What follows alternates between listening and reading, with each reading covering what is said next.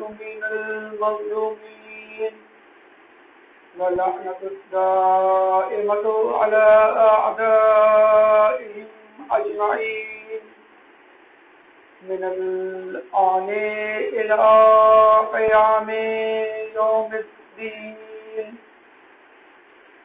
أما بعد فقال الله تعالى في قرآنه المجيد والقرآن الحميد إنما يريد الله ليذهب عنكم الرجس أهل البيت ويطهركم تطهيرا.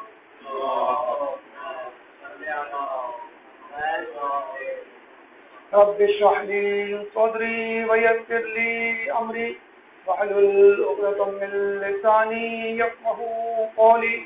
إن الله وملائكته يصلون على النبي يا أيها الذين آمنوا صلوا عليه وسلموا تسليما. اللهم صل على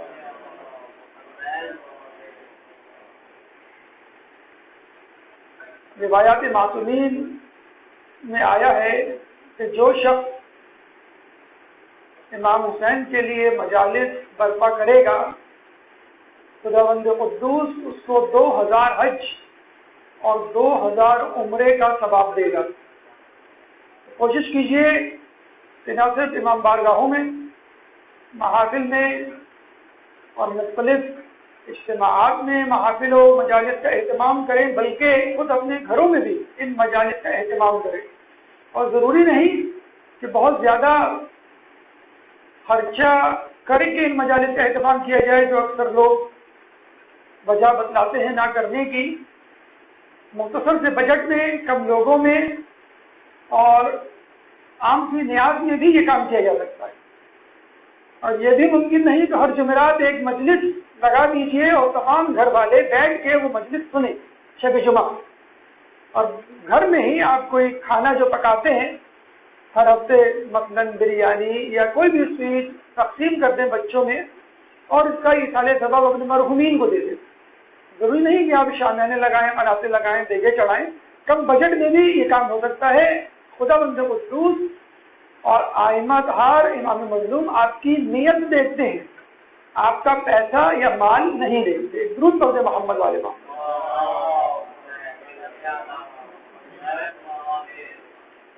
ہم نے کہا کہ اسلام اور دور جدید کے حوالے سے ضروری ہے کہ پہلے ہم اسلام کو سمجھیں.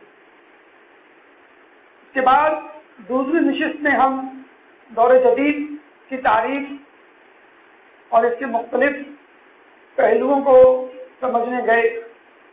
پھر ہم نے کہا کہ اس کے بعد انسان کے لیے ضروری ہے خود اپنی معرفت حاصل کرے، اور اپنی معرفت حاصل کرنے کے بعد حدیث کے مصداق من عرف نفسہ فقد عرف ربہ، کہ انسان جس نے اپنے آپ کو پہچان لیا اس نے خدا کو پہچان لیا. چنانچہ ہم نے کل کی نشست میں خدا کو پہچاننے کی کوشش کی اور خدا پہ ہونے والے اشکالات کو رفع کرنے کی کوشش کی دلائل کے ساتھ. یہ انسان کی فطرت ہے کہ جب وہ کسی شخص کے بارے میں سنتا ہے تعریف و توصیف، فضائل، خصائص، تو اس کی خواہش ہوتی ہے کہ وہ اس سے ملے اور کچھ دیر اس کے پاس گزارے تاکہ خود اپنی زندگی کے لیے نہ صرف نصیحتیں اور برکتیں لے کر اٹھے، بلکہ اس کی موجودگی سے، اس شخص کی موجودگی سے جو برکت حاصل ہوگی، جو نعمت اللہ اس کے اوپر نازل کر رہا ہوگا، اس سے وہ استفادہ کرے. ہم دیکھتے ہیں کہ لوگ جو ہے علماء اعلام سے، مجتہدین سے ملنے کے لیے جاتے ہیں. چند منٹ کی گفتگو بھی صحیح، چاہے آپ کی براہ راست گفتگو نہ بھی ہو، لیکن مجتہدین کی موجودگی اور ان کی نصیحتیں کافی ہوتی ہیں برسوں برس تک آپ کی زندگی کو جلا بخشنے کے لیے. تو یہ تو خالق کائنات ہے. اگر آپ خالق کائنات کی صفات سنتے ہیں اور آپ کا ملنے کا جی چاہتا ہے تو یقیناً بالکل اہل فطرت ہے. لیکن مسئلہ یہ ہے کہ خالق کائنات سے کیسے ملا جائے، ایڈریس کیا ہے، کیا طریقہ کار ہے، کیا تکلفات ہیں، کیا آداب ہیں، کیا شرائط ہیں. اور کس طرح ملا جائے.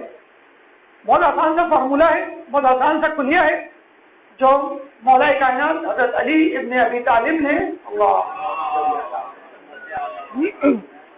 ہمیں دیا کہ جب میں خدا سے بات کرنا چاہتا ہوں تو نماز پڑھتا ہوں، اور جب میں چاہتا ہوں کہ خدا مجھ سے بات کرے تو میں قرآن پڑھتا ہوں. بہت ہی آسان سا کلیہ خدا سے ملاقات کا، نماز پڑھیں یا پھر قرآن پڑھیں. چنانچہ آج ہم اپنی گفتگو کا موضوع نماز بنا رہے ہیں. نماز کی اہمیت، نماز کے آداب، اس کی شرائط، اہل بیت کی نمازیں، اور جدید دور میں اس نماز کی اہمیت، جدید دور میں اس نماز کی اہمیت دو چند ہو گئی ہے. یعنی ہمارے حساب سے اس دور جدید میں نمازیں جتنی پہلے پڑھی جاتی تھی اس سے زیادہ پڑھی جانی چاہیے، بہت زیادہ ضرورت ہے. کیوں؟ اس کا تذکرہ بھی آئے گا. کچھ دنوں پہلے ہم نے ایک غیر ملکی ویب سائٹ پر ایک امریکی business man, soft where engineer کا انٹرویو پڑھا، جو بات تصویر بھی تھا اور ویڈیو کلپس کے ساتھ بھی تھا.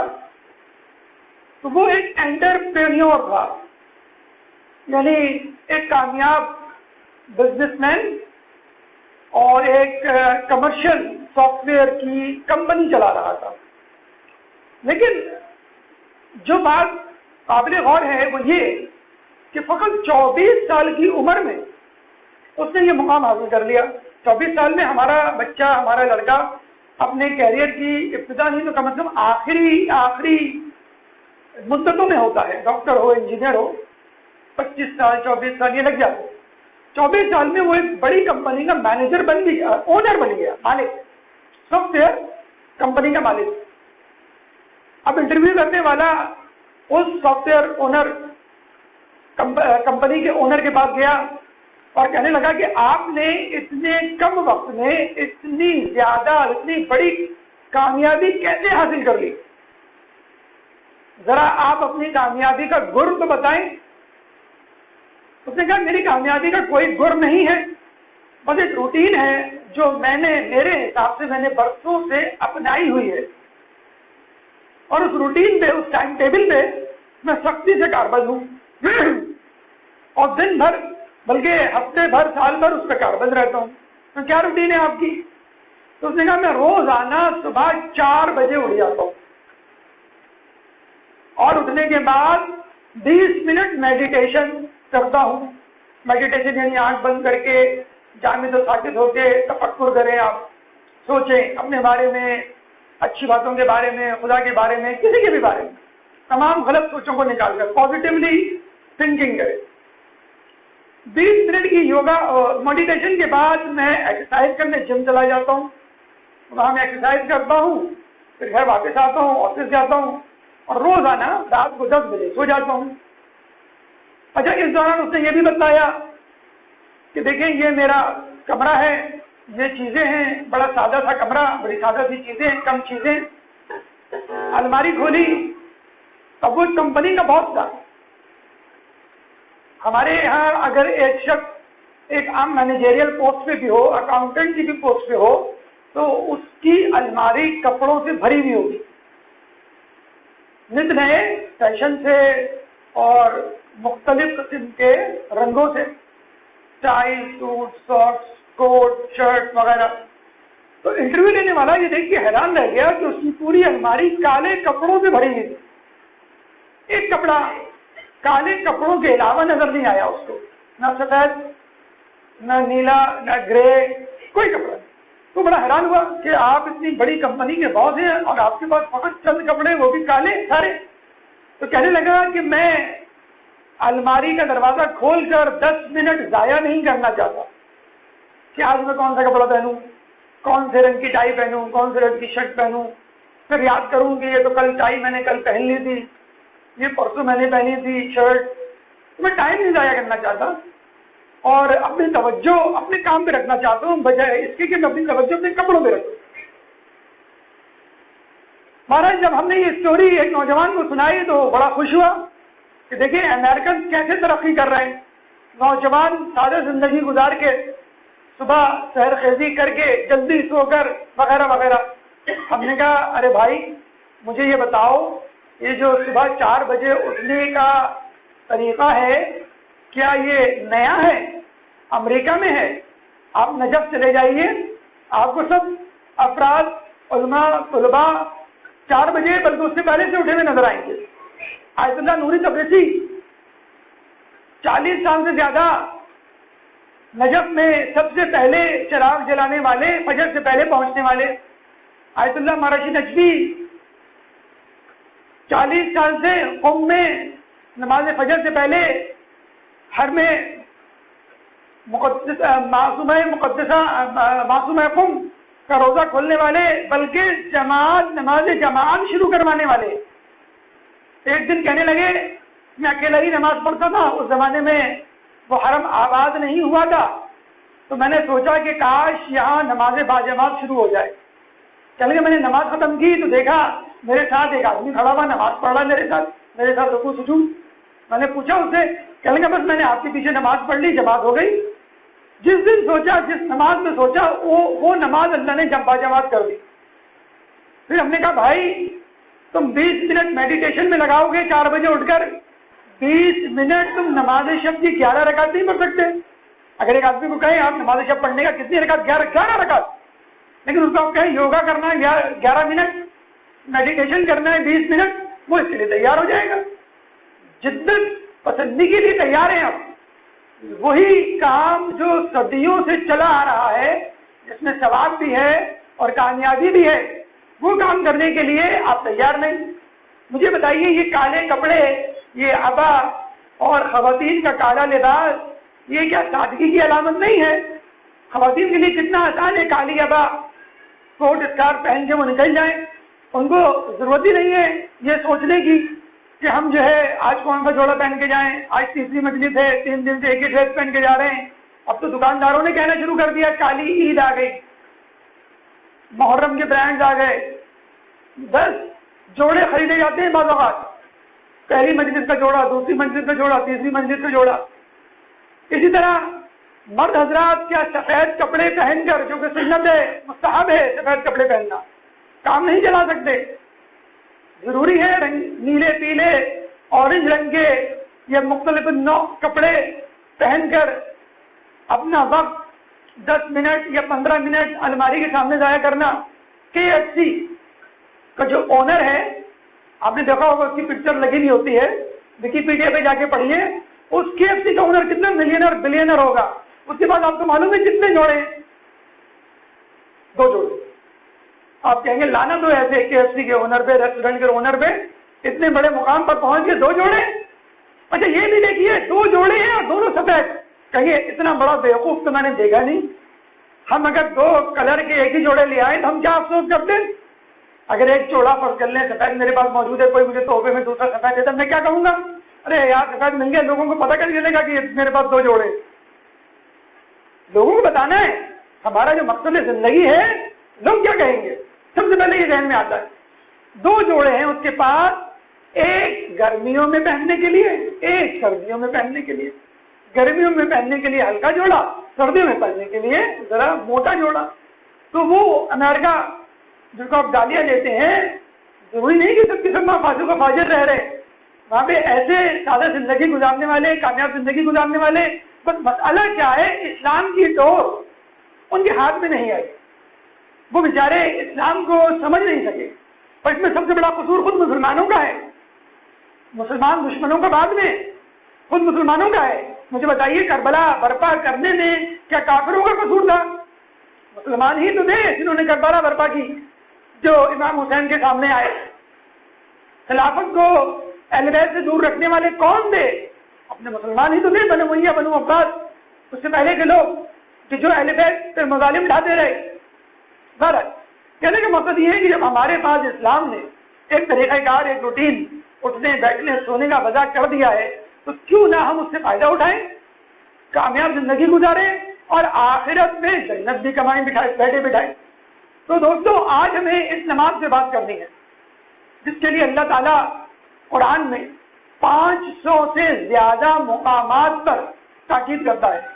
اگر آپ اصول فقہ پڑھیں اور علماء مجتہدین سے پوچھیں کہ قرآن میں کتنی آیات ہیں کہ جن سے آپ نے یہ فقہ وضع کی ہے، یعنی نماز کی فقہ، روزے کی فقہ، حج کی فقہ، وضو کے احکامات، نجاست کے احکامات، توضیح المسائل، پھر عروۃ الوثقیٰ، پھر اس سے بڑی کتابیں، جتنے بھی کتابیں، جتنے بھی اصول اخذ کیے جاتے ہیں وہ فقط 500 آیات سے اخذ کیے جاتے ہیں جو قرآن میں موجود ہیں. اس سے زیادہ نہیں. 6000 سے زیادہ آیات ہیں قرآن میں، اور فقط نماز کی تاکید میں 500 آیات ہیں. فقط نماز کی تاکید میں ایک ہی حکم 500 مرتبہ، ایک ہی کام کے لیے 500 مرتبہ تاکید. اس کا مطلب کیا ہوا؟ بہت زیادہ ضروری ہے وہ چیز، بہت اہم ہے، سب سے اہم ہے وہ کام. اور یقیناً یہی حکم اللہ تعالیٰ نے سب سے پہلے ایمان لانے کے بعد مسلمانوں کو دیا. سورہ بقرہ آیت نمبر 2 اور 3 اللہ کیا فرماتا ہے؟ ذَلِكَ الْكِتَابُ لَا رَيْبَ فِيهِ هُدًى لِّلْمُتَّقِينَ الَّذِينَ يُؤْمِنُونَ بِالْغَيْبِ وَيُقِيمُونَ الصَّلَاةَ وَمِمَّا رَزَقْنَاهُمْ يُنْفِقُونَ. ذَلِكَ الْكِتَابُ لَا رَيْبَ فِيهِ، یہ وہ کتاب ہے کہ جس میں کوئی شک نہیں. هُدًى لِّلْمُتَّقِينَ الَّذِينَ يُؤْمِنُونَ بِالْغَيْبِ، ہدایت ہے متقیوں کے لیے جو غیب پر ایمان لاتے ہیں. وَيُقِيمُونَ الصَّلَاةَ، اور نماز قائم کرتے ہیں. اس کا مطلب کیا ہوا؟ ایمان لانے کے بعد سب سے اہم ترین کام نماز کا قیام. وَمِمَّا رَزَقْنَاهُمْ يُنْفِقُونَ، اور ہم نے جو مال لیا ہے اس سے خرچ کرتے ہیں. یہ واحد عبادت ہے کہ جس کو بے دلی سے کرنے پر بھی سزا کی وعید آئی ہے. یہ وہ واحد عبادت ہے جس کو بے دلی، سستی سے کرنے پر بھی سزا کا حکم سنایا گیا ہے. فَوَيْلٌ لِّلْمُصَلِّينَ الَّذِينَ هُمْ عَنْ صَلَاتِهِمْ سَاهُونَ، وائے ہو ان نمازیوں کے لیے کہ جو اپنی نماز میں الکساتے ہوئے آتے ہیں، سستی کاہلی کرتے ہوئے آتے ہیں. ہم کیا اپنی نمازوں میں سستی کاہلی کرتے ہوئے نہیں آتے کہ نماز کا وقت ہو گیا ہے، چلو ٹھیک ہے 5 منٹ بعد پڑھ لیں گے، 10 منٹ بعد پڑھ لیں گے. فجر کی نماز میں تقریباً یہ سستی روزانہ ہمیں فیس کرنی پڑتی ہے. اتنی اہم عبادت جس کا تذکرہ 500 سے زائد مرتبہ آیا ہو اور جس کے ہلکے لینے پر ٹیک اٹ ایزی، ہلکے لینے پر سزا کی بائی ویل. قرآن میں ایک تو وائے ہو، تف ہو، جیسے ہم اردو میں کہتے ہیں نا کہ بھائی بھاڑ میں جاؤ، جہنم میں جاؤ، اللہ تمہارا بیڑا غرق کرے، واؤ ویل. لیکن ویل عربی میں مفسرین نے ایسے کنویں کو لکھا ہے کہ جو جہنم میں ہے، جس میں خود جہنم بھی پناہ مانگتی ہے. جہنم کی جہنم ویل. اچھا، عربی زبان کو ام اللسان کہا جاتا ہے. عربی زبان میں بہت سارے الفاظ ہیں، آپ دیکھیے گا کہ جو انگلش میں پائے جاتے ہیں. پھر ویل، WELL، وہ بھی ویل، ویل ہوتا ہے، یہ ویل ہوتا ہے. صوفہ، انگلش میں بولتے ہیں صوفہ، صوفہ نکلا ہے صوف. صوف جو ہے وہ چبوترے کو کہتے ہیں، اصحاب صفہ، صف سے نکلا ہے. بلکہ یہ جو پنکچویشن ہے آپ کی، کولون، سیمی کولون، ڈاٹ، نقطے، یہ عربی سے مستعار لیے گئے ہیں. اسی طرح جسے کہتے ہیں کہ عربی کے بہت سارے گرامیٹیکل رول، ان کو بھی عربی ہی سے لیا گیا، اخذ کیا گیا ہے. بہرحال تو وائے ہو ان نمازیوں کے لیے جو اپنی نمازوں میں الکسر. بنو امیہ کا ایک بادشاہ تھا، وہ ملعون، نماز نہیں پڑھتا تھا. منکری نماز کو کافر کہا گیا ہے حدیث میں. منکری نماز کے لیے کہا گیا ہے کہ اس کے ساتھ نہ بیٹھو، اس کو پانی نہ دو، وہ مانگے دو، اس کے ساتھ دوستی نہ کرو. اتنا سخت حکم ہے. تو وہ نماز نہیں پڑھتا تھا اور شراب خوب پیتا تھا. لوگوں نے اس سے پوچھا کہ تم شراب پیتے ہو جو کہ حرام ہے، تم نماز نہیں پڑھتے جو کہ واجب ہے، یہ کیسا دین تم نے اپنایا ہوا، اپنے آپ کو مسلمان بھی کہتے ہو؟ تو اس ملعون نے کیا کہا کہ قرآن میں نماز کی مذمت آئی ہے. لوگوں نے کہا کیسے؟ کہ یہی والی آیت سورہ ماؤن آیت نمبر 4، فویل للمصلین الذین هم عن صلاتهم ساہون، وائے ہو ان نمازیوں کے لیے جو نماز میں ہلکا کھاتے ہوئے آتے ہیں۔ مجھے بتاؤ بھلا کون سا شخص ہے جس کو تھوڑی بہت سستی نہ ہوتی ہو؟ اور میں تو ہوں سست آدمی، سستی تو ہوگی تھوڑی بہت، اور جب نماز سست ہو گئی تو کیا فائدہ ایسے پڑھنے کا؟ تو یہ وسوسہ آپ سے بھی آ سکتا ہے کہ بھئی ہمیں کیا پتا ہماری نماز قبول ہو رہی ہے کہ نہیں، اگر پڑھنی ہے تو پوری پڑھو، نوافل بھی پڑھو، نماز شب کی 11 رکعات بھی پڑھو، خشوع و خضوع سے پڑھو، توجہ سے پڑھو، اگر نہیں پڑھی جا رہی تو پھر نہ پڑھو۔ نہیں، کوئی بھی شخص دعویٰ نہیں کر سکتا کہ میری نماز اس طرح ادا ہو گئی جیسا کہ حق تھا۔ کیوں؟ ہم غیر معصوم ہیں، ہماری نماز کو نماز نہیں ہو سکتی کہ ہم نماز حق ادا کر سکیں۔ نماز کا حق معصومین ہی ادا کر سکتے ہیں، انبیاء ہی ادا کر سکتے ہیں، ہم نہیں ادا کر سکتے۔ چنانچہ یہ شیطان کا وسوسہ ہے کہ پڑھنی ہے تو پوری پڑھو۔ کچھ لوگ ہوتے ہیں نا کہ بھائی میں جمعے سے نماز شروع کروں گا انشاءاللہ، وہ جمعے کی نماز ہی نہیں پڑھی، میں انشاءاللہ اس دفعہ پورے روزے رکھوں گا، پہلا ہی روزہ چھٹ گیا، نہیں یار اب کیا فائدہ، رکھنا تھا تو پورے روزے رکھنے تھے، 29 کے رکھنے کا کیا؟ یہ شیطان کا وسوسہ ہے، کام کرنا ہے تو پورا کرو ورنہ ادھورا بھی نہ کرو۔ اس ملعون نے کہا کہ فویل للمصلین الذین کے مقدار نماز سے روکا گیا ہے، تو ایسی ٹیڑھی میڑھی ہونگی بونگی سستی پر مبنی نماز پڑھنے کوئی فائدہ نہیں۔ اور جہاں تک بات ہے شراب کی تو اللہ خود قرآن میں فرماتا ہے لا تقربوا الصلاۃ وانتم سکارى، نماز کے قریب نہ جانا جب تم نشے میں ہو۔ وہاں دیکھو، اس کا مطلب ہے نماز آپ شراب پی سکتے ہیں، ہاں جب نماز کا وقت ہو جائے تو آپ شراب روک دیں۔ سحری ہو گئی ہے کہ جب فجر کا وقت ہو جائے تو آپ سحری کھانا روک دیں۔ تو اس نے کہا کہ جب نماز کا وقت ہو تو آپ اچھا یہ حکم پہلے تھا، شراب گریجولی حرام ہوئی ہے، حکم یہی صحیح ہے بات کہ جب نماز تم پڑھو تو نشے کی حالت میں نہیں ہونا چاہیے، اس کے بعد مطلقاً نماز کو مطلقاً شراب کو حرام قرار دے دیا گیا، کسی بھی صورت میں ایک قطرہ بھی تم کو شراب نہیں پی۔ بہرحال قرآن خود فرماتا ہے وَيَهْدِي بِهِ كَثِيرًا وَيُضِلُّ بِهِ كَثِيرًا کہ اسی قرآن سے ہم کئی لوگوں کو ہدایت دیتے ہیں اور اسی قرآن سے کئی لوگوں کو ہم گمراہ کرتے ہیں۔ گمراہ وہی ہوتا ہے جو گمراہ ہونا چاہے، ہدایت وہی پاتا ہے جو ہدایت لینا چاہے۔ یہ کتاب ہدایت ہے کس کے لیے؟ هُدًى لِّلْمُتَّقِينَ الَّذِينَ يُؤْمِنُونَ بِالْغَيْبِ، اس کے لیے ہے جو متقی ہے، نیکوکار ہے اور غیب پر ایمان رکھتا ہے۔ میں نے آپ کو کل یہ تذکرہ کیا تھا، ایک ہی قرآن دو لوگوں نے پڑھا، دونوں نے مل کر مووی بنائی، فتنہ کس کے خلاف؟ قرآن کے خلاف۔ اس کے بعد ان میں سے ایک نے کہا ذرا میں اس کو غور سے تو پڑھوں، مسلمان کیوں ناراض ہے ہم سے اس مووی بنا کے، جو اس کا کو پروڈیوسر تھا، جس کے میں نے بتایا کہ اس نے اسلام قبول کر لیا، پھر حج بھی کیا، لیکن پہلا پروڈیوسر ابھی تک کافر ہے، ڈچ فریڈم پارٹی کا پریزیڈنٹ ہے، نیکسٹ ایئر اس کے کافی چانس ہیں، کیونکہ دنیا بھر میں تعصب بڑھتا جا رہا ہے۔ اس وقت German vice chancellor Angela miracle دوبارہ منتخب ہو گئی، یہ 4تھی مرتبہ، لیکن 3rd نمبر پہ وہ پارٹی آئی ہے جو مسلمانوں کے خلاف ہے۔ 3rd نمبر پہ وہ پارٹی آئی ہے کہ جو امیگریشن کے خلاف ہے، 16% ووٹ لیے ہیں۔ دنیا بھر میں ہالینڈ ہو، جرمن ہو یا دیگر یورپی ممالک ہو، مسلمانوں کے خلاف ایک غصہ، ایک ناراضگی بڑھتی چلی جا رہی ہے۔ جیسے میں نے آپ کو بتایا تھا کہ یہ دجال کے لشکر کی تیاری ہے، جو مسلمانوں کے خلاف مادیت پرست عوام کھڑے ہو گئے۔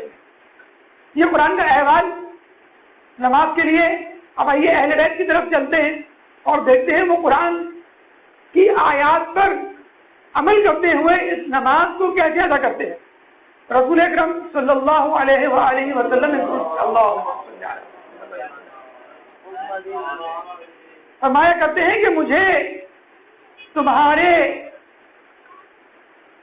تمہاری دنیا کی 3 چیزیں پسند ہیں، نماز، خوشبو اور عورت۔ رسول فرماتے تھے کہ نماز میری آنکھوں کی ٹھنڈک ہے، قرۃ العین، میری آنکھوں کی ٹھنڈک۔ فرمایا کرتے تھے بلکہ خود معراج میں جب اللہ تعالیٰ نے آپ کو نماز کا تحفہ دیا، 50 نمازوں کا تحفہ دیا، واپس جانے لگے تو موسیٰ علیہ السلام نے کہا کہ آپ نمازیں کم کروا لیں، آپ کی امت یہ نماز نہیں پڑھ سکتی۔ رسول گئے، اللہ نے کم کر کے 40 کر دی۔ دوبارہ وہیں سے گزرے جہاں موسیٰ علیہ السلام کھڑے ہوئے تھے. موسیٰ علیہ السلام نے کہا یہ بھی نہیں پڑھ سکے گی, آپ مزید کم کروائیں. مزید کم کروائی 30. موسیٰ علیہ السلام نے کہا نہیں یہ بھی نہیں پڑھ سکے گی. پھر دوبارہ کہا 20, پھر 10, پھر 5. پھر موسیٰ علیہ السلام نے کہا یہ بھی نہیں پڑھ سکے گی. رسول اللہ نے کہا اب مجھے جاتے ہوئے شرم آتی ہے. لوگ کہتے ہیں رسول ایک چکر اور لگا لیتے, سارا مسئلہ جو ہے وہ ختم ہو جاتا. بی بی مریم کو کسی نے خواب میں دیکھا جنت میں, کہنے لگے جنت میں ساری نعمتیں مل گئی, مبارک ہو آپ کو. کہنے لگی 2 چیزوں کی کمی ہے جنت میں, گرمیوں کے روزے اور سردیوں کی نماز شب. یہ ہے محبت لوگوں کو نماز سے. مولا کائنات حضرت علی ابن ابی طالب اللہم صلی اللہ کا جملہ آپ نے سنا کہ جب میں نماز پڑھنا چاہتا ہوں اور جب میں بات خدا سے کلام کرنا چاہتا ہوں تو نماز پڑھتا ہوں, اور جب میں چاہتا ہوں خدا مجھ سے کلام کرے تو میں قرآن پڑھتا ہوں. جنگ صفین ظہر کے وقت آسمان کی طرف نگاہ کرتے ہیں. ابن عباس پوچھتے ہیں مولا کیا دیکھ رہے ہیں؟ کہنے لگے میں یہ دیکھ رہا ہوں کہ نماز ظہر کا وقت ہوا کہ نہیں. ابن عباس فرماتے ہیں مولا اس حالت جنگ میں نماز؟ مولا نے کیا کہا میں اسی نماز کے لیے تو جنگ کر رہا ہوں. جبکہ جنگ صفین میں حاکم شام بھی اپنے ملک کی طرف پلٹتا ہے اور لوگوں سے مخاطب ہو کے کیا کہتا ہے کہ لوگوں میں نے یہ جنگ نماز روزے کے لیے نہیں کی, یہ تو تم پہلے بھی کر رہے تھے, میں نے تو یہ جنگ اپنی حکومت حاصل کرنے کے لیے. مولا علی میں ایک دفعہ تیر لگا تو انہوں نے کہا جب نکالنے لگے کہ مجھے نماز پڑھنے دو, نماز کے دوران یہ تیر نکال دینا. نماز پڑھنے کھڑے ہوئے, تیر کب نکلا مولا کو پتہ نہیں چلا. 5ویں امام امام محمد باقر علیہ السلام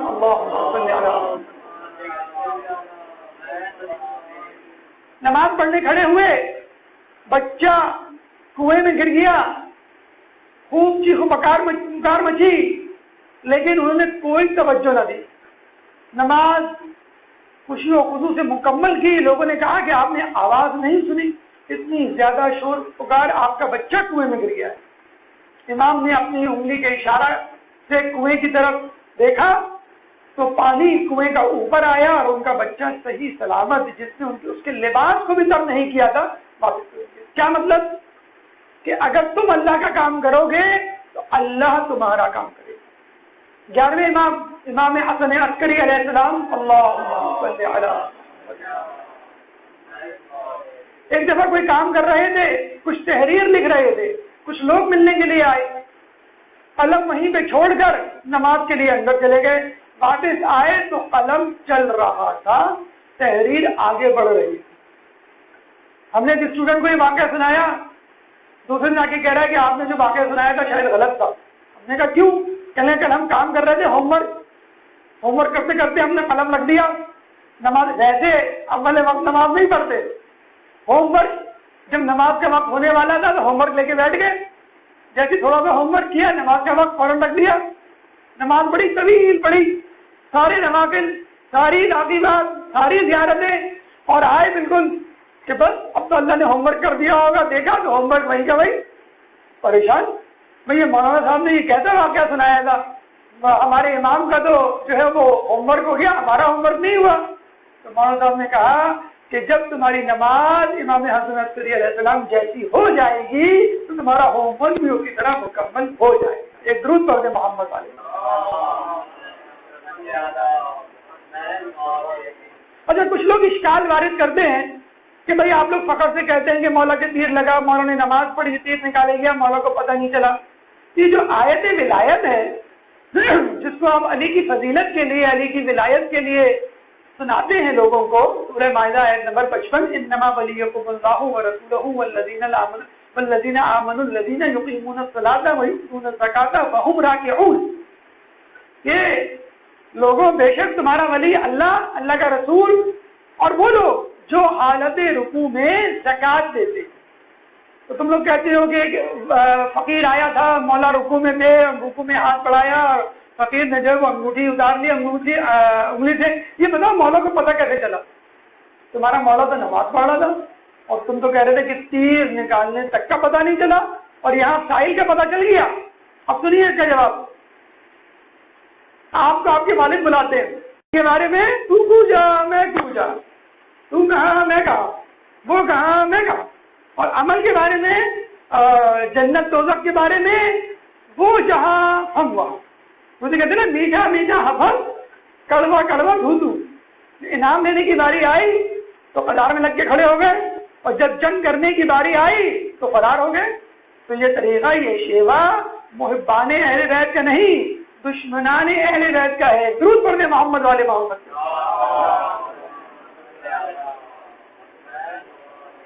اب چلتے چلتے غیر معصوم کے کچھ واقعات میں آپ کو سناتا چلوں تاکہ ہمت، ایک جوش، ایک بلبلہ پیدا ہو. رجب علی خیاط کوئی نبی تھے کیا؟ نہیں. معصومین میں سے تھے؟ جی نہیں. پچھلی صدی کہ ایک عارف، اور بہت زیادہ پڑھے لکھے بھی نہیں تھے، بہت بڑے عالم نہیں تھے، عارف تھے، یعنی معرفت الہی سے لبریز تھے، اور اتنی زیادہ معرفت الہی تھی کہ لوگوں کا اصلی چہرہ دیکھ لیا کرتے تھے. گئے بازار میں کچھ خریدنے، واپس آئے تو افسوس کے ساتھ کہنے لگے کہ بازار میں ایک شخص بھی مجھے اپنی صورت میں نہ ملا. کہتے ایک شخص آیا، اس سے کہنے لگے کہ کل تم نے فلاں دن فلاں جگہ فلاں کے ساتھ زیادتی کی ہے، یہ گناہ کیا. تو گھبرا گیا، آپ کو کیسے پتا؟ لوگوں کے گناہ تک بتلا دیا کرتے تھے. کون؟ رجب علی خیاط، پچھلی صدی کہہ رہے. پھر میں ہدایت پا گیا. اردو میں ترجمہ کی ہوئی کتاب ہے رجب علی خیاط پہ، محمد ری شہری نے لکھی ہے، ضرور پڑھیے گا. بہت خوبصورت کتاب ہے، سارے واقعات ہیں، فقط واقعات، کچھ بھی نہیں ہے، فقط واقعات. پڑھیں، اپنے بچوں کو بھی سنائیں. تو رجب علی خیاط، اب ان لوگوں کی نمازوں میں، معصومین کی نمازوں کی جھلک ہوا کرتی ہے. ایک دفعہ نماز کے لیے کھڑے ہوئے، نماز کے دوران مسکرانے لگے. جب ہم مسکراتے نا کسی لطیفے پہ، سنا ہو، نماز کے دوران یاد آ جاتا ہے. کوئی ڈرامہ دیکھا ہو، نماز کے دوران یاد آ جاتا ہے. کالج میں کسی سے کوئی بات چیت ہو، نماز کے دوران یاد آ جاتا ہے. کوئی چیز گم ہو گئی ہو، نماز کے وقت یاد آ جاتی ہے. تو مسکرانے لگے. جب نماز ختم کی تو ان کے چاہنے والے نے کہا رجب علی خیاط آقا، ہمیں آپ سے یہ توقع نہیں تھی، ہم تو سمجھتے تھے آپ کی نماز بڑی خوشی خوشی، ہم نماز میں مسکرا رہے ہیں. چلے جب میں نماز پڑھ رہا تھا تو شیطان آ کے میری دائیں جانب بیٹھ گیا اور بہت حرکتیں کرنے لگا، اچھل کود کرنے لگا. لیکن بہت کوشش کی کہ مجھے میری سوچوں سے ہٹا دے، نماز سے ہٹا دے. پھر دوسری طرف آگے بیٹھ گیا. پھر وہ اونگی پونگی الٹی سیدھی حرکتیں کرنے لگے. بچے اکثر دیکھا ہوگا آپ نے کہ بھائی نماز کر رہا ہے، چھوٹا بھائی آ گیا اس کو تنگ کرنے کے لیے آگے پیچھے جو وہ چہرے بنا رہا ہے، منہ بنا رہا ہے. تو دوسری طرف سے آیا، پھر مجھے بہکانے لگا.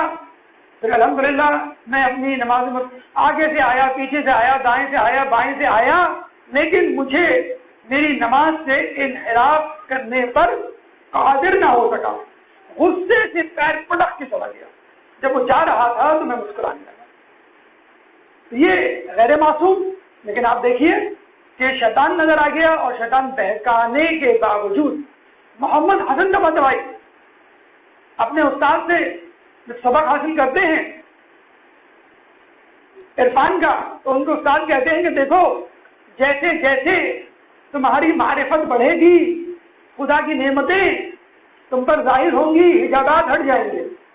کہتے ہیں کہ ہمارے اور خدا کے درمیان 90,000 ظلمت کے حجابات ہیں اور 90,000 نور کے حجابات ہیں. جب ہم گناہ کرتے ہیں تو ظلمت کے حجابات میں اضافہ ہوتا رہتا ہے اور 90,000 تک پہنچ جاتے ہیں جب سارے گناہ آپ کر ڈالتے ہیں. اسی طرح جب آپ نیکی کرتے ہیں، نیکی نہیں کرتے تو وہ حجابات آ جاتے ہیں. اب انسان جب گناہ کرنا چھوڑتا ہے تو وہ جو ظلمت کے حجاب ہیں وہ ہٹنا شروع ہوتے ہیں ایک ایک کرتے. سارے گناہ چھوڑ دیے، 90,000 حجابات ہٹ گئے.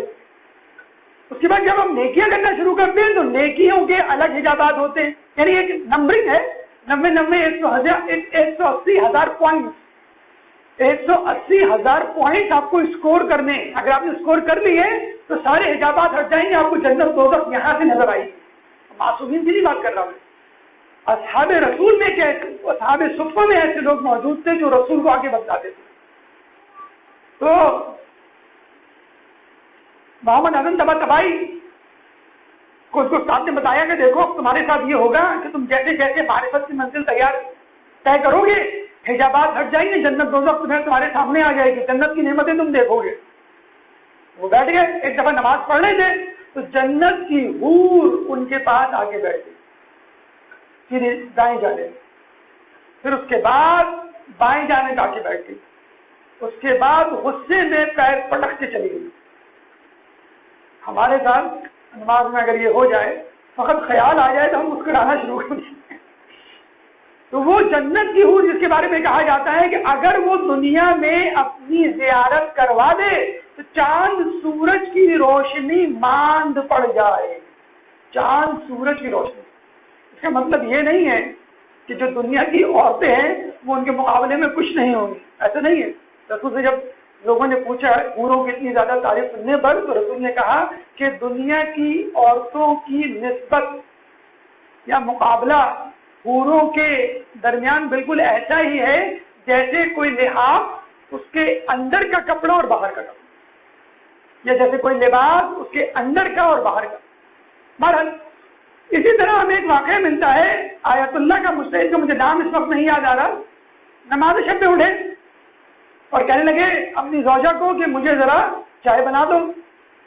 چائے بنانی شروع کی، چائے بن گئی تو وہ غائب، ادھر ادھر دیکھا تو کوئی نظر نہیں آئی۔ اب بڑی پریشان، باہر بارش نہیں اولے پڑ رہے تھے، برف باری ہو رہی تھی، اب بڑی پریشان کہ ان کو میں کہاں ڈھونڈنے جاؤں۔ اب ایک ہی راہ نکل آئی، امکان ہو سکتا ہے چھت پہ گئے ہو، لیکن چھت پہ بھی جانے کا امکان نہیں کیونکہ برف باری ہو رہی ہے۔ چلیے اب میں یہی کر سکتی ہوں، میں گھر سے باہر تو نہیں جا سکتی۔ اوپر گئی تو وہ مجتہد حالت رکوع میں اور ان کی پیٹھ پر برف کی پوری تہ جمی ہوئی، کا مطلب کیا ہوا؟ حالت رکوع میں بھی گئے ہوئے ان کو 15 منٹ یا آدھا گھنٹے سے زیادہ گزر گیا کہ یہ برف کی تہ اس پہ جمی، ان کو احساس ہی نہیں کہ میری برف کی تہ میری پیٹھ پہ جمی ہوئی۔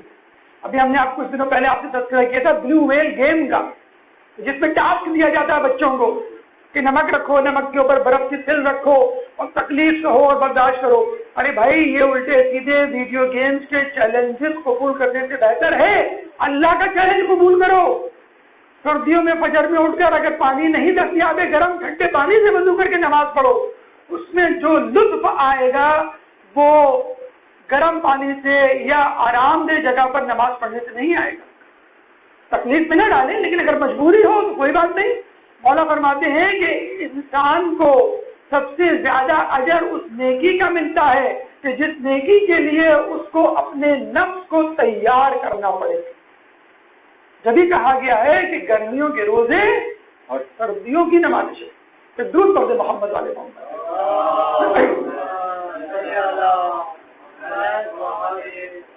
جب چلتے چلتے کیونکہ ہم اسلام اور دور جدید کا موضوع اٹھائے ہوئے ہیں، اس نماز کا جدید پہلو یا سائنٹیفک پہلو سن لیجئے، انشاءاللہ ایمان میں اضافہ ہوگا اور مکمل اور مزید یقین کے ساتھ آپ آگے بڑھیں گے۔ دیکھیے دنیا میں ہر شخص سکون کے لیے جی رہا ہے، سکون کے لیے کام کر رہا ہے، ٹھیک ہے۔ ایک شخص ساحل سمندر میں بجری پہ لیٹا ہوا تھا بڑے آرام سے، جگہ جگہ ایک جہاز آیا، بہت بڑا شپ، اس سے کرو اترا، سارے ملازمین اترے، پھر اس جہاز کا مالک اترا، لوگوں کے ساتھ جا رہا تھا تو دیکھا یہ شخص غریب مفلس لیٹا ہوا زمین پر ساحل پر۔ چلیں گے یہ بیکار نکمے شخص کیا کر رہا ہے؟ اس نے کہا کیا مطلب؟ آرام کر رہا ہوں۔ چلے کچھ کام کر جا کے۔ میں کیا کام کروں؟ میری طرح دیکھ، میں بھی پہلے غریب تھا، میں نے کتنی محنت کی، ملازمت کی، کاروبار کیا، چلے پھر کیا کروں؟ ملازمت اور کاروبار کا نکال، میں پھر شادی کر، میں پھر کیا کروں؟ کہیں پھر تیرے بچے ہوں گے، میں پھر کیا کروں؟ پھر تو جو اپنے بچوں کو مختلف روزگار دلوا، پھر کیا کروں؟ کہ پھر تو میری طرح اتنا بڑا جہاز خرید، کہنے پھر کیا کروں؟ کہنے پھر تو سارے سمندر میں آگے آرام کر۔ کہنے لگا ابھی میں کیا کر رہا ہوں، ابھی میں کیا کر رہا ہوں، ابھی بھی تو آرام ہی کر رہا ہوں، جاؤ بھائی اپنا کام کرو۔ تو دیکھا جائے کہ دنیا میں ہر شخص آرام کے لیے ہر کام کر رہا ہے. کسی کو بہت زیادہ کام کر کے آرام آتا ہے, کسی کو کم کام کر کے آرام آتا ہے, اور کوئی اپنے آرام کو بے آرامی میں بدل کر آرام کمانے کی کوشش کرتا ہے لیکن آرام نہیں ملتا. ایک شخص تھا بزنس مین, روزانہ پابندی سے باجماعت نماز پڑھا, کبھی اس کی نماز جماعت سے قضا نہ ہوئی. ایک دفعہ آیا تو جماعت ہو چکی تھی, رونے لگا مسجد کے کونے میں. سارے نمازیوں میں آ کے اس کو تسلی تشفی دی کہ بھائی 10 سال میں فقط پہلی نماز تمہاری قضا ہو گئی, کیوں رو رہے ہو؟ کہنے لگا کہ مولانا صاحب جب نماز پڑھاتے تھے تو لمبی نماز پڑھاتے تھے, اس نماز میں دن بھر کا کاروبار کا حساب لگا لیا کرتا تھا, اور اب میں پڑھوں گا تو جلدی جلدی پڑھوں گا, اپنے کاروبار کا حساب کیسے لگاؤں گا؟ تو وہی میں نے کہا نا کہ جب آپ نماز پڑھنے کھڑے ہوتے ہیں تو کھوئی ہوئی چیزیں یاد آ جاتی ہیں, کوئی کام یاد آ جاتا ہے, کوئی ڈرامہ کوئی پروگرام یاد آ جاتا ہے, کوئی دوست یاد آ جاتا ہے. تو آپ کو وہ نماز پڑھنی ہے جو قرآن کہہ رہا ہے, کیونکہ قرآن کہتا ہے الا بذکر اللہ تطمئن القلوب, بے شک دلوں کا اطمینان اللہ کے ذکر سے ہوتا ہے. اچھا فلسفہ یا سائنس تھوڑی سی سن لیجیے جلدی جلدی. دیکھیے ہمارا جو نروس سسٹم ہے دماغ, اس کے 2 حصے ہیں. ایک حصہ رات میں فعال ہوتا ہے, ایکٹیو ہوتا ہے, اور ایک حصہ دن میں. جب آپ کو ایکٹیویٹی کی ضرورت ہوتی ہے تو دن والا حصہ ایکٹیو ہوتا ہے, اور جب رات میں آپ کو سونے کی ضرورت ہوتی ہے, آرام کی ضرورت ہوتی ہے, تو رات والا حصہ ایکٹیو ہوتا ہے. دن والے حصے کو سمپیتھیٹک نروس سسٹم کہتے ہیں, اور رات والے حصے کو پیرا سمپیتھیٹک نروس سسٹم کہتے ہیں. سائنسدانوں نے یہ تحقیق کی ہے, اگر آپ رات والے دماغ کے حصے کو دن میں کسی طرح فعال کرنے میں, ایکٹیویٹ کرنے میں کامیاب ہو جائیں تو پھر آپ کو نیند کی ضرورت نہیں پڑے گی. اگر کر سکے, بہت مشکل کام ہے, تقریباً ناممکن کام, لیکن اگر کسی حد تک کر لیا تو کم از کم نیند ضرور کم ہو جائے گی. اب پھر انہوں نے یہ کہا کہ آپ مصنوعی طور پہ یہ سسٹم ایکٹیویٹ کر سکتے ہیں دن میں. کیسے؟ اینستھیزیا یا انٹاکسیکیشن یا نشے کے ذریعے, ہیروئن, شراب, کوئی بھی نشہ جو آپ کو مدہوش کر دے. مدہوشی کسی بھی اینستھیزیا سے بھی ہو سکتی ہے, ڈائزاپام ویلیم ڈرگ سے بھی ہو سکتی ہے. یہ چیز آپ کے اندر وہ سسٹم ایکٹیویٹ کر دے گی جو رات کو ہوتا ہے. اب آپ کو رات کی نیند کی ضرورت نہیں ہوگی, نیند نہیں آئے گی آپ کو. اب آپ تیسرا میتھڈ سن لیجیے. ایک, اس رات والے نروس سسٹم کو ایکٹیویٹ کرنے کا طریقہ نیند. دوسرا نشہ. تیسرا نماز. آپ کی نماز میں وہ رات والا سسٹم, پیرا سمپیتھیٹک نروس سسٹم ایکٹیویٹ ہو جاتا ہے, اور اس کے بعد آپ کو وہ سکون ملتا ہے جو آپ کو سونے کے دوران ملتا ہے. اسی لیے جو لوگ نماز شب میں اٹھتے ہیں, نماز شب پڑھتے ہیں سکون کے ساتھ, نماز فجر پڑھتے ہیں یا عبادت کرتے ہیں, ان لوگوں کو زیادہ نیند کی ضرورت نہیں ہوتی. آیت اللہ بہجت 4 گھنٹے سویا کرتے تھے, امام خمینی 3 گھنٹے سویا کرتے تھے. بالکل ضمانت کے ساتھ, گارنٹی کے ساتھ کہہ رہا ہوں. اگر آپ اپنی نمازوں میں وہ خشوع و خضوع اور وہ سکون اور وہ توجہ اور وہ ارتکاز پیدا کر لیں تو نہ صرف یہ کہ اللہ بذکر اللہ تطمئن القلوب والی منزل پر پہنچ جائیں گے, آپ کی جو نیند کا مسئلہ ہے کہ نماز میں آنکھ نہیں کھلتی, نماز میں جلدی اٹھا نہیں جاتا, وہ بھی انشاءاللہ ختم ہو جائے گا. رسول کے بارے میں ملتا ہے کہ وہ اٹھتے تھے, وضو کرتے تھے, نماز پڑھتے تھے, سو جاتے تھے, پھر تھوڑی دیر بعد اٹھتے تھے, وضو کرتے تھے, پھر نماز پڑھتے تھے, پھر سو جاتے تھے. مجھے بتائے جو شخص اتنی مرتبہ اٹھے گا کیا اس کی 8 گھنٹے کی نیند ہوگی؟ 6 گھنٹے کی بھی نیند نہیں ہوگی. چوتھے امام کے بارے میں ملتا ہے کہ 500 درخت سے, ہر درخت کے نیچے 2 رکعت نماز, ہر درخت کے نیچے. سوتے کب تھے بھائی وہ؟ چھٹے امام رات بھر لوگوں کو اپنی پیٹھ پر کھانے کی بوری, روٹیوں کی بوری دے کے تقسیم کیا کرتے تھے. مولا علی جب شہادت ہوئی تو کتنے فقیر رونے کے لیے نکل آئے کہ روزانہ جو ہم کو روٹی دینے آتا تھا وہ نہیں آیا, ہم ہمارے تمام آئمہ دن میں بھی لوگوں کی خدمت کرتے تھے، رات میں چھپ کے خدمت کرتے تھے، سونے کا ٹائم کہاں ملتا تھا؟ تو سائنسدانوں کی یہ تحقیق ہے کہ اگر کوئی ایسا طریقہ ہو جس سے آپ کا رات والا دماغ ایکٹیویٹ ہو جائے تو آپ کی نیند کم ہو جائے گی، کم از کم سکون جو اس وقت ناپید ہے، جس کا فقدان ہے، high blood pressure, stress, diabetes, یہ تمام بیماریاں ٹینشن سے ہو رہی ہیں، جس سے بھی آپ کہیں ہائپر ٹینشن ہو رہا ہے، کیوں بھائی؟ آج یہ وجہ ہے، اور ٹینشن، بھائی ٹینشن تو نہیں ختم ہو سکتی۔ السر ہو رہا ہے، یہ وجہ ہے، ایک وجہ ٹینشن، بھائی ٹینشن تو نہیں ختم ہو سکتی۔ اگر آپ انشاءاللہ تعلیمات اہل بیت اور قرآن کی آیات کے مطابق نماز پڑھیں گے تو انشاءاللہ آپ کو ضرور سے ضرور اللہ وہ سکون دے گا جس سے نماز میں بھی فائدہ ہوگا، اور آپ کو جو ذہنی دباؤ کا شکار زندگی کا مرحلہ طے کرنا ہے وہ بھی آپ کے لیے آسان ہے۔ جو ہم شکوہ کرتے پھرتے ہیں کہ ہمیں وہ سکون نہیں ملتا، اللہ سے وہ رابطہ نہیں ہو پاتا، یا وہ رفقت نہیں طاری ہوتی، تو مسئلہ یہ ہے کہ ہم نے اپنے دل میں بہت سارے بت، بہت سارے صنم، بہت سارے خدا چھپا کے رکھے ہوئے ہیں۔ سجدہ خدا کو کر رہے ہوتے ہیں، دماغ کسی اور طرف ہوتا ہے۔ کبھی اے حقیقت منتظر نظر آ لباس مجاز میں کہ ہزاروں سجدے تڑپ رہے ہیں میری جبین نیاز میں، جو میں سر بسجدہ ہوا کبھی تو زمین سے آنے لگی صدا، تیرا دل تو ہے صنم آشنا تجھے کیا ملے گا نماز۔ درود پڑھیں محمد والے محمد۔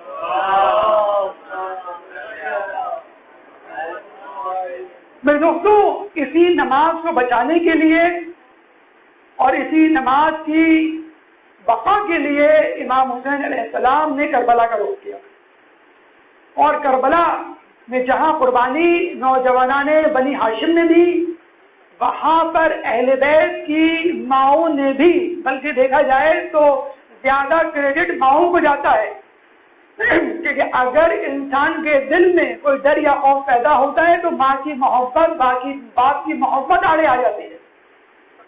لیکن ان ماؤں میں ایک ماں ایسی تھی کہ جس کے بارے میں کہا جاتا ہے اس کو دوسری ماؤں پر اس طرح برتری حاصل تھی کہ اس نے اپنا پورا گھرانہ امام حسین پر کربلا میں خدا کی راہ میں قربان کر دیا۔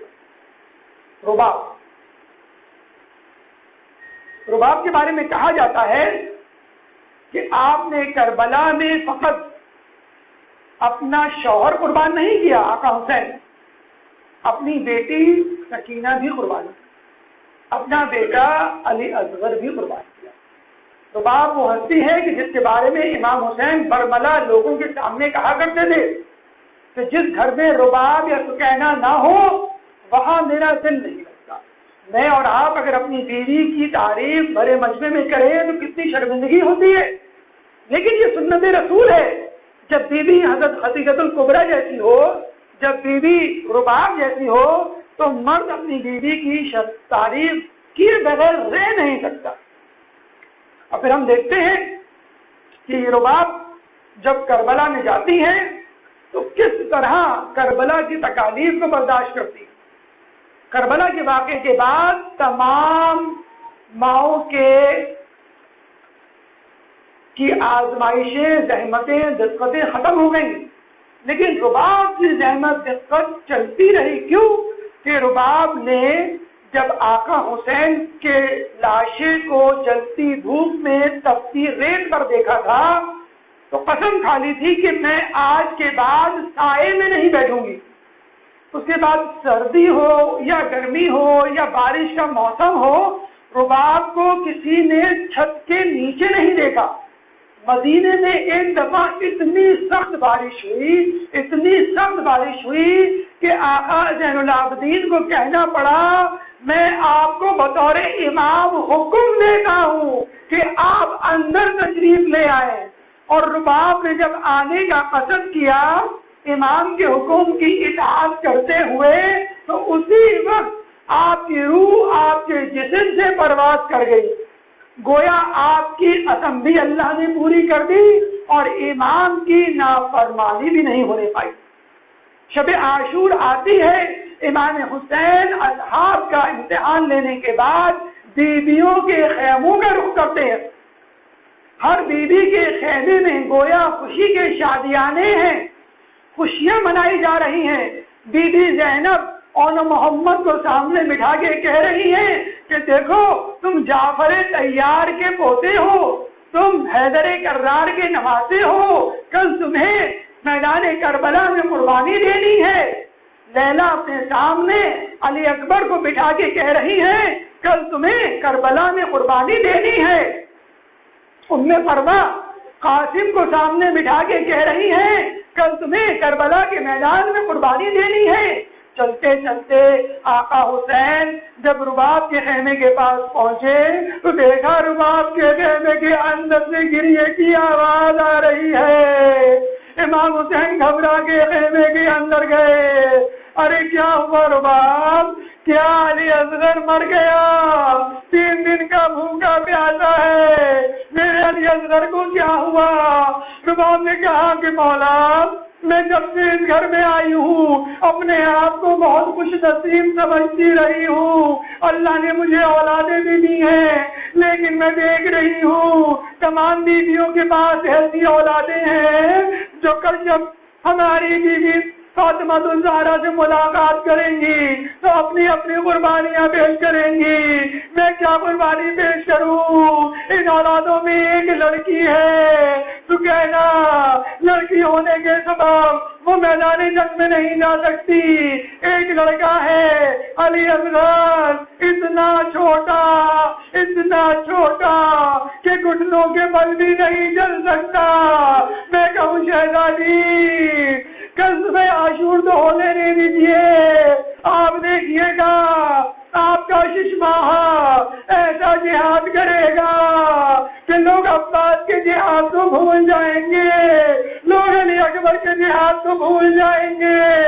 صبح عاشور آتی ہے، اصحاب امام میدان جنگ کے لیے جاتے ہیں، ایک ایک کر کے شہید ہو جاتے ہیں، نوجوانان بنی ہاشم ایک ایک کر کے جاتے ہیں، شہید ہو جاتے ہیں۔ آقا حسین دائیں جانب دیکھتے ہیں، بائیں جانب دیکھتے ہیں، نہ عباس، نہ علی اکبر، نہ قاسم، نہ محمد۔ آقا حسین سینے پہ کھڑے ہو کر آواز لگاتے ہیں، استغاثہ بلند کرتے ہیں، حل من ناصر ینصرنا، ارے کوئی ہے اس کائنات میں جو رسول کے نوازے کی مدد کے لیے آئے؟ کوئی آواز نہیں آتی۔ ہاں خیموں سے چیخ و پکار کی آواز بلند ہوتی ہے، حسین لپکتے ہیں خیموں کی طرف۔ زینب بہن کیا ہوا؟ تم لوگوں نے گریہ کیوں شروع کر دیا؟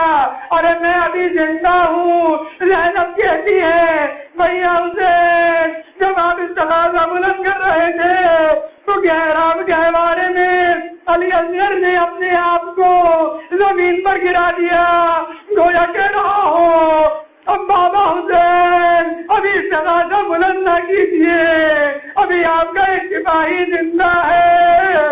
آقا حسین نے علی اصغر کو ہاتھ میں اٹھایا، بہن زینب میں مقتل کی طرف جا رہا ہوں اپنی آخری حجت تمام کرنے۔ حسین جانے لگتے ہیں، بیوی رباب سامنے آتی ہے، ارے ذرا تھوڑی دیر کے لیے مجھے اصغر کو دیجیے۔ رباب نے اصغر کو گود میں لیا، اندر خیمے کی طرف جانے لگتی ہے۔ آقا حسین فرماتے ہیں کیوں کیا ہوا رباب؟ کیا تم نہیں چاہتی کہ میں خدا کی آخری حجت کو علی اصغر کے ذریعے تمام کروں؟ رباب نے کہا ایسی کوئی بات نہیں، بس چند لمحے دیجیے، میں ابھی آتا ہوں، میں ابھی آتی ہوں۔ چند لمحوں کے بعد رباب واپس آتی ہے، آقا حسین کو علی اصغر واپس دیتی ہے۔ آقا حسین علی اصغر کو اپنی گود میں لیتے ہیں۔ علی اصغر بالکل بدلا ہوا تھا، نیا کرتا، بالوں میں کنگھی، آنکھوں میں سرما، ارے چھوٹا ہے تو کیا ہوا، حیدر کرار کا پوتا ہے۔ امام حسین علی اصغر کو لے کے میدان جنگ میں پہنچتے ہیں، علی اصغر کو ہاتھوں میں بلند کرتے ہیں، اے اصغر تو اب خود اپنی طرف سے اجرت تمام کر، تو حیدر کرار کا پوتا ہے۔ علی اصغر نے چھوٹا سا منہ کھولا، ننھی سی زبان نکالی تو کہ ہونٹوں پر زبان کو پھیرنا شروع کر دیا۔ دوسری طرف فوج اشتیا منہ پھیر کے رونے لگی۔ عمر سعد گھبرا گیا۔ ایک تو کلام، ایک تو کلام الحسین، اور ملا حسین کے کلام کو پتا کر دے، اگر تھوڑی دیر کے لیے بھی علی اصغر جی گیا تو فوج میرے خلاف بغاوت کر دے گی۔ عمر سعد پہلی مرتبہ کربلا کی جنگ میں پریشان ہوا اور ملا نے تیر نکالا۔ دوستوں سنو کہ کیسا تیر تھا۔ ارے عربوں میں ایک والے کا تیر انسان کی گردن کو مارنے کے لیے استعمال ہوتا ہے، دو بھالے کا تیر درخت میں سوراخ کرنے کے لیے استعمال ہوتا ہے، تین بھالے کا تیر گھوڑے کی گردن میں سوراخ کرنے کے لیے استعمال ہوتا ہے۔ ارے تیر کا وزن علی اصغر کے وزن سے زیادہ تھا اور بلا نے تیر کمان میں لگایا، ابھی پھینکنا ہی چاہتا تھا، اس کے ہاتھ کم کپائے، بدن لرزا، تیر کمان ہاتھ سے چھوٹ گیا، دوبارہ ہی تیر کمان ہاتھ سے اٹھایا، دیکھنا چاہتا تھا، ہاتھ کم کپائے، بدن لرزا، تیر کمان ہاتھ سے چھوٹ گیا، نیچے جھکا تیر کمان اٹھانے کے لیے، اس کا دوست انان آیا۔ اے حرملہ تجھ کو کیا ہو گیا؟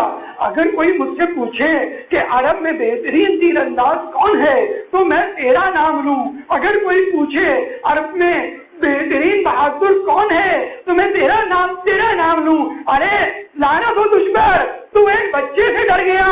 حرملہ نے کہا میں کیا کروں، جب بھی تیر کمان میں لگاتا ہوں چھوڑنا چاہتا ہوں، بچے کے پیچھے سے خیمے کے پردے کے پیچھے لگتا ہے، اس کی ماں کھڑی ہے، پردہ بار بار اڑتا ہے، بار بار گرتا ہے، میں کیسے اس بچے کو اس کی ماں کے سامنے ذبح کروں؟ سنان نے کہا گھبرا مت، میں تیری آنکھوں پر اپنا ہاتھ رکھتا ہوں، بس تو تیر چلا۔ سنان نے اپنا ہاتھ حرملہ کی آنکھوں پہ رکھا، حرملہ نے تیر چلایا، تیر علی اصغر کے گلے میں، ارے تیر بھالے کا تیر گردن سے دوبارہ پھوٹ پڑا۔ حسین نے خون کو اپنے ہاتھوں میں لیا، آسمان کی طرف اچھالنا چاہتے تھے، آسمان نے کہا اے حسین خون آسمان پر نہ آنے پائے، مگر نہ قیامت تک ایک قطرہ بارش نہیں برسے گی۔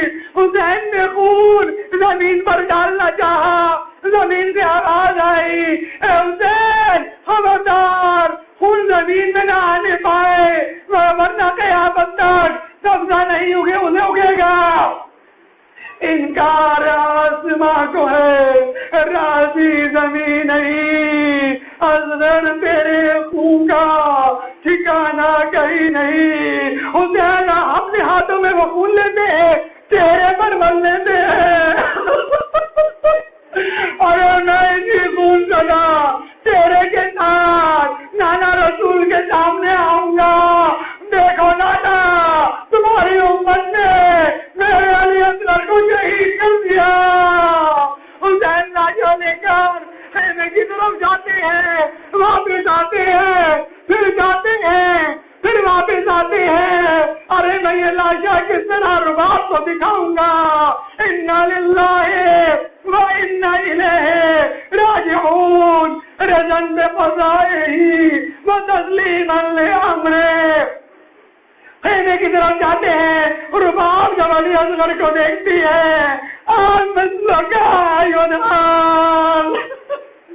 ارے 6 مہینے کا جانور بھی اس طرح ذبح نہیں ہوتا۔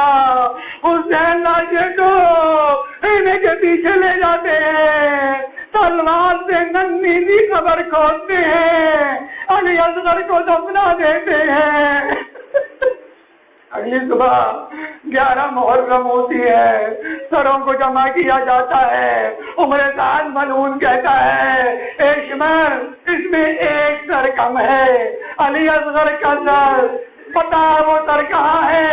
شمر نے کہا میں ڈھونڈ کے لاتا ہوں۔ اب شمر کربلا کی سرزمین پر اپنا نیزہ گاڑتا جاتا ہے، نکالتا جاتا ہے، نیزہ گاڑتا جاتا ہے، نکالتا جاتا ہے کہ یک سینے کے پیچھے ایک زمین پر نیزہ جو گاڑا اور تم نکالا تو نکالنے کے ساتھ نیزے پر ننھا سا علی اصغر کا لاشا، شمر نے اپنا خنجر نکالا، علی اصغر کے گلے پہ چلایا، رباب پکاری اور میرا علی اصغر سب ایک مرتبہ ذبح ہوئے، میرا اصغر 2 مرتبہ ذبح۔